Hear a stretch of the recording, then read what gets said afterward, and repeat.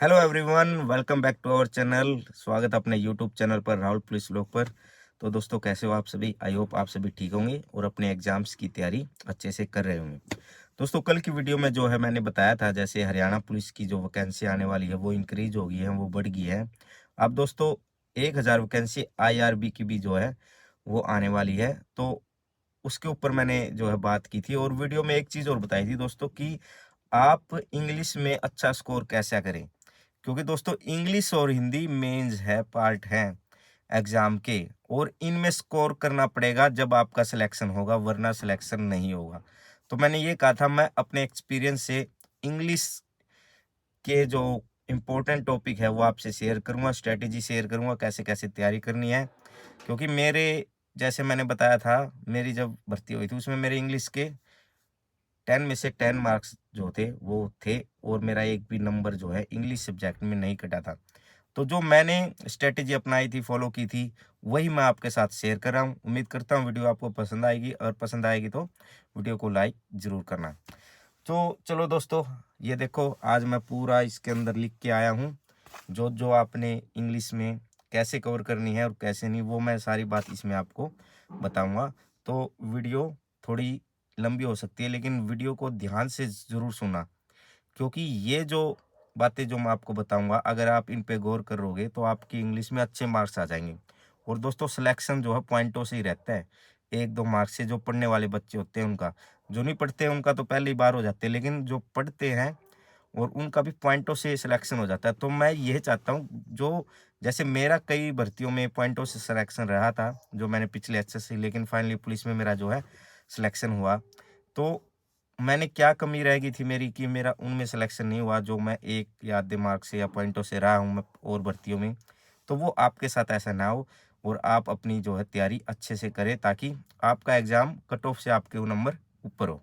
तो चलो, आज हम बात करें स्पेशल इंग्लिश में, और इंग्लिश में कैसे आपने स्कोर करना है। बहुत से साथी कहेंगे भी इंग्लिश आती नहीं, हिंदी आती नहीं। दोस्तों, सिलेबस में मेंशन है, इंग्लिश और हिंदी सिलेबस में मेंशन रहती है HSSC के एग्जाम में।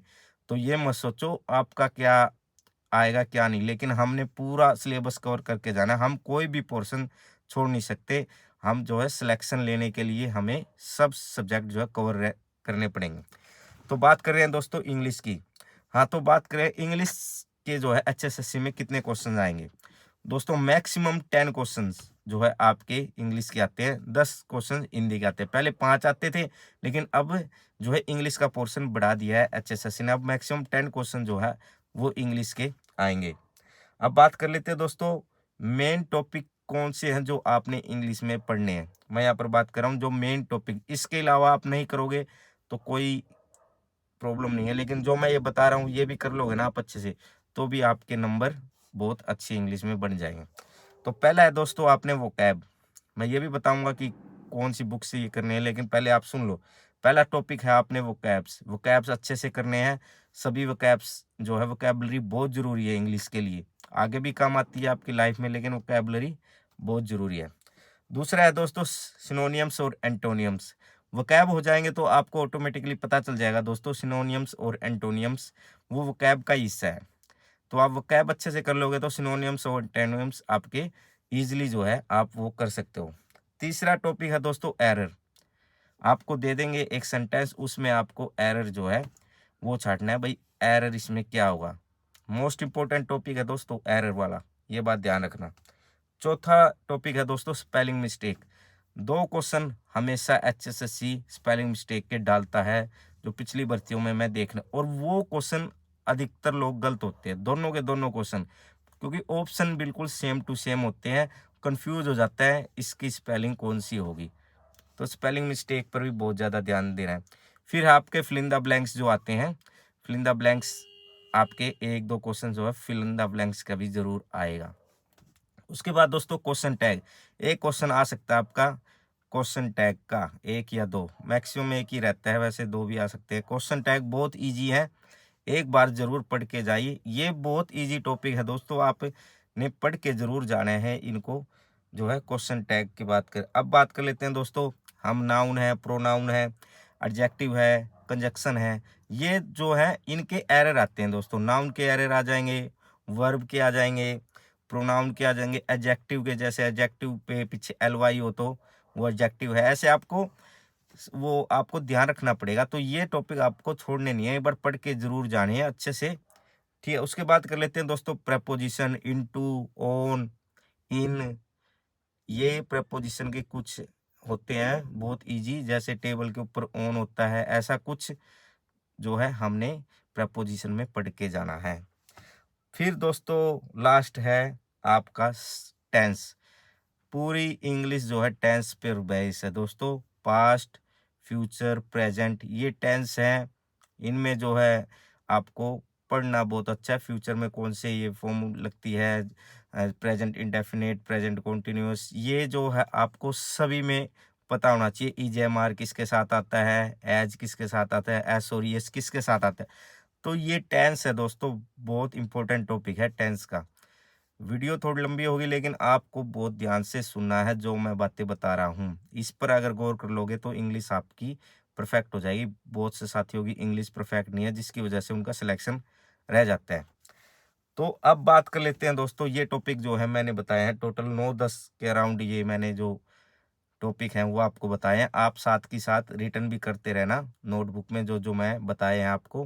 वीडियो दोबारा देख लेना जो जो मैंने बताए हैं, और नोट जरूर कर लेना। अब बात करते हैं दोस्तों, तैयारी कहाँ से करनी है, आपको तैयारी कहाँ से करें।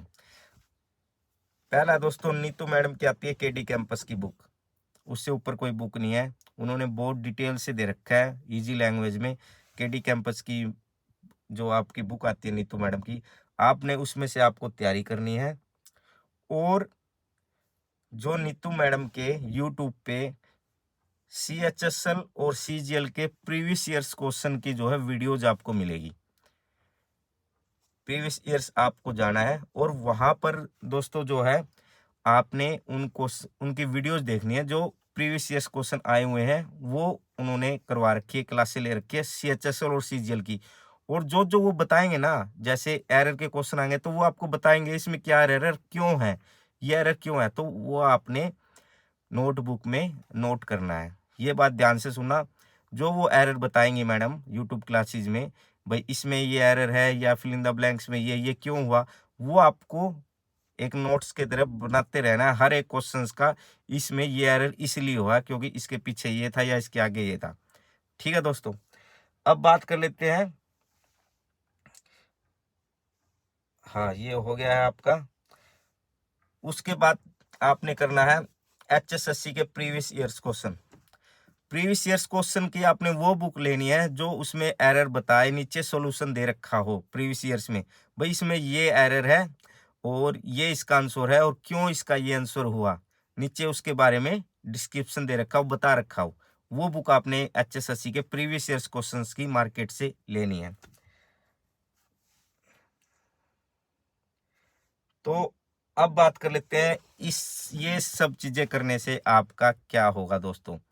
आपके दोस्तों मैक्सिमम 10 में से 10 मार्क्स इंग्लिश में, अगर आप ये चीजें कर लोगे, 10 में से 10, 10 में से 9 और 10 में से 8, अगर दोस्तों आपके इतने मार्क्स इंग्लिश में आ रहे हैं तो आप सिलेक्शन क्रॉस कर जाओगे। अगर आपकी इंग्लिश में 10 में से 5 आ रहे हैं या 6 आ जाए हैं तो दोस्तों आपके 4 क्वेश्चन गलत होना बहुत बड़ी बात है। सिलेक्शन एक क्वेश्चन से रह जाता है, या आप 4-4 क्वेश्चन अगर ये गलत करोगे तो ऐसा काम नहीं चलेगा। ठीक है, तो अगर आप ये चीजें जो मैंने बताई है, ये चीजें आप अच्छे से पढ़ लेते हैं, और ये जो मैंने आपको बताया दोस्तों, ये एग्जाम आने के बाद नहीं होगा, ये अब जो आपका टाइम है बीच में एक एक टॉपिक उठाओगे। और नोट्स बहुत जरूरी है, मैंने आपको बताया नोट्स बनाना बहुत जरूरी है, एरर के नोट्स बनाना बहुत जरूरी है। और जितने भी आप प्रीवियस ईयर क्वेश्चन करोगे और आपको लगेगा ये इंपॉर्टेंट है, वो आपने राइट करना है और एग्जाम के टाइम आपने उसका रिवीजन करना है। ऐसा करने से दोस्तों आपके इंग्लिश में 10 में से 10 मार्क्स आने से कोई नहीं रोक सकता। और मैक्सिमम दोस्तों अगर 10 में से 8 आ जाते हैं तो भी चल जाता है, लेकिन अगर आप और कम ले रहे हो, अगर आप 10 में से 6 ले रहे हो तो वहां पर मामला जो है वो खराब हो जाता है। ठीक है दोस्तों, तो आई होप मैंने जो अब बताया वो आपको समझ आई होगी। और ऐसी भी वीडियोज़ मैं आगे आपके लिए लेके आता रहूँगा। जो भी आपका डाउट है, वो वीडियो को कमेंट नीचे ज़रूर करें, ताकि मैं आपकी हेल्प कर सकूँ आपका एग्ज़ाम क्लियर करने में। तो थैंक यू दोस्तों, आज के लिए इस वीडियो में इतना ही। आगे भी ऐसी वीडियो आपके लिए लेके आते रहेंगे। Okay, bye.